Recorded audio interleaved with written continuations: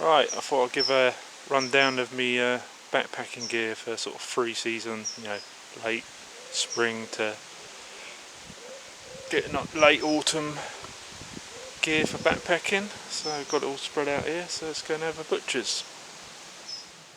So that's all of it. I don't usually take all of this at once, but as I talk through, I'll show you what the deal is. So let's get on with it. Okay, so I'll start with my rucksack. It's Granite Gear Vapor Trail. I don't think they make this this particular model anymore, and might retire it soon because it's getting a bit tired. I've had to make a few repairs to it, but it is, I don't know, 15 plus years old. But the good thing about it, it weighs about 1 kilo. You can get everything in there for a winter trip, really, for a couple of days. It's a bit of a tight fit, but it's a kind of soft back with a little bit of a frame. You've basically got one main compartment and then this massive head tube if you need to put a stack load of food in. Yeah, it weighs about 1 kilo. You basically got your main compartment and that's it, and then you got your two stretchy side pockets, which I love. And then you can obviously strap stuff onto these compression straps as well. What else has it got? That's pretty much it in terms of features, but it's the most comfortable pack I've ever had, even though I've tried out heavier packs that don't carry the weight as well, but I've had to do a bit of repair here because it was I noticed on the South Downs trip it was tearing there, and then it's got a few running repairs there, but I think I'll keep it going until it's really not worth it. Now, tent, got a couple of options that I normally go for if I'm camping rather than like a bivvy. So go-to lately for fairer weather is the MSR Hubba NX. It's a good tent.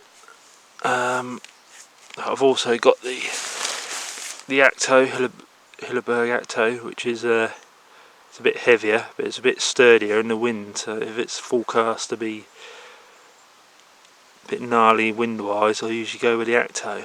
But you've got a little bit more overall headroom in the MSR, and it's about 0.5 kilo lighter as well. So neither one's perfect, but there you go. The MSR as well, you can sort of roll back the door and have a nice view from the side of the tent, have the whole front of the tent open, but I mean a minor point really. But yeah, both good tents. I mean the Acto is probably considered heavy nowadays, but it's still not that bad. Right, and then sleeping. So go-to lately has been Neo. No, it's not a Neo. It's just a Thermarest Venture, like one of the cheapest ones. But I love it. It's bloody comfortable. It packs up pretty small. I can get it in this dry sack there. Sleeping bag is Mountain Equipment Helium 400. It's probably a bit overkill for the summer, but it does from again, spring to late autumn.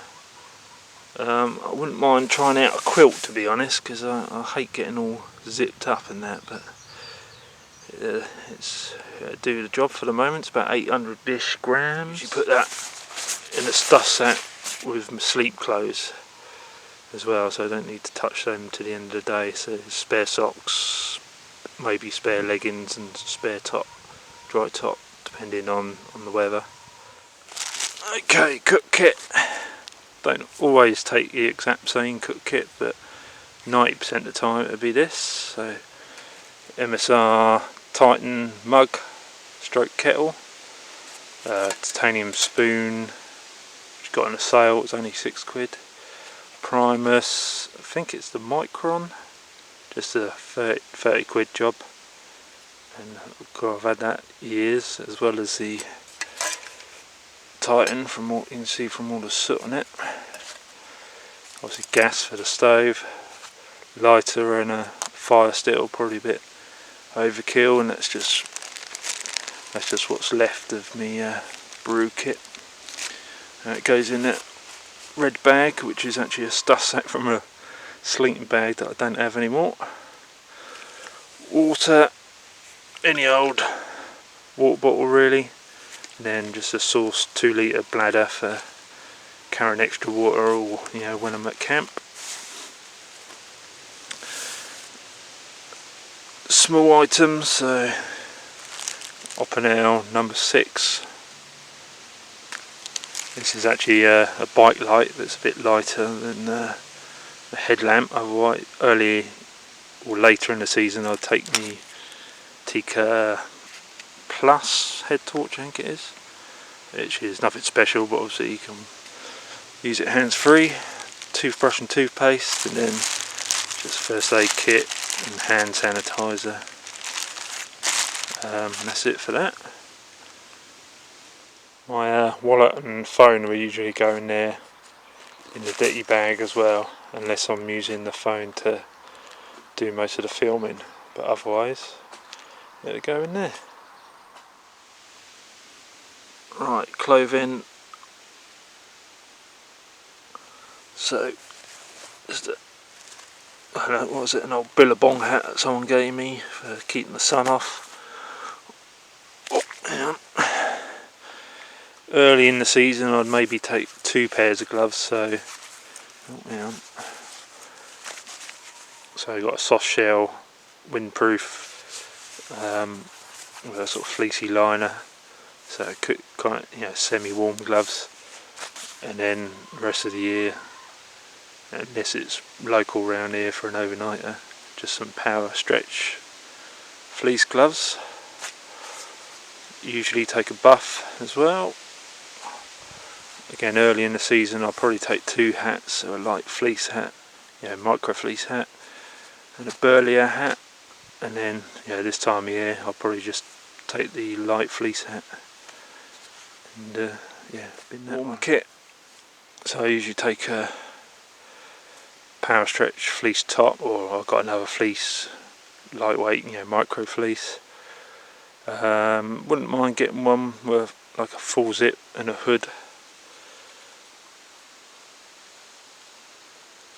But I've got this one, and it does a trick. If it's a bit colder again, I'll take this synthetic feel gilet or a lightweight down jacket, stroke, or synthetic feel jacket. But at the moment, height of summer, all I'll take is the micro fleece. So spare clothes, I'll take, again early in the season, long sleeve top, long johns, and some spare socks. At the height of summer I probably won't take any of those. Maybe a long sleeve top, depending on the the forecast is really bad, but I don't generally, my feet get pretty warm anyway, so height of summer I don't really need spare socks, or I might take a really lightweight liner sock or something. Also I usually take a wind shell as well, so that's like 80 grams or something, packs down to nothing, so usually take that. Rain gear for summer, it's just a cheap North Face high vent jacket and some Peter Storm over trousers that I customised. I sewed up the pockets and seam sealed them, so now they're waterproof there, and these trousers actually work alright, and good thing is they're light as you like, cost 15 quid, so if it's forecast gnarlier weather, I'll take my sort of Arc'teryx burlier setup, but I actually needed to wear these for about the past 3 or 4 trips, so been lucky in that regard. Okay, and worn clothing, so again earlier on in the season I'd probably take a long sleeve, you know, base layer top, and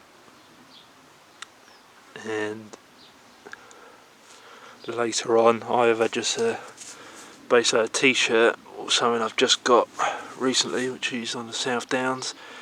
It's your sort of classic travel shirt, long sleeve, so you can keep the sun off, don't have to keep applying sun cream, keep the bugs off, and it's got the high roll up collar to keep the sun off the back of your neck, so, and it's a bit looser so you get a bit more air, so that'd be my go-to for the summer now, especially in places like Dartmoor where, you know, there's not a lot of cover from the sun. And bottoms will vary, so again early on these are some Arc'teryx sort of soft shell trousers, so I'd usually go for them, but right now I'll be wearing, these are just some board shorts that I bought in Canada years ago, but you know, anything that's quick drying and is comfortable. And then I'd usually take these in the summer as well. They're just some Pertex trousers, rab ones that are really light, so again if my legs are getting burnt up or bugs are biting or I'm walking through tick infested bits, I can cover my legs up, and they're just a bit lighter and packed down smaller than the Arc'teryx, so if you're not sure what you want to wear, then my go-to. And then footwear, as long as it's not too snowy and icy, then it'd just be, these are the XO Pros, but I mean any ventilated trail running shoe really. And socks, early on a sort of you know, generic trekking sock. At the moment these are the Bridgedale running socks, which yeah, a bit shorter and a bit cooler on the old feet. And that, I think, is pretty much it. One thing I forgot to mention, I usually put the camera on this side, and I'd have a little pouch with the compass on the other side. But otherwise that'd be everything. Maybe trekking poles, then if I decide to bring them. That is pretty much it. So there it is, all packed up.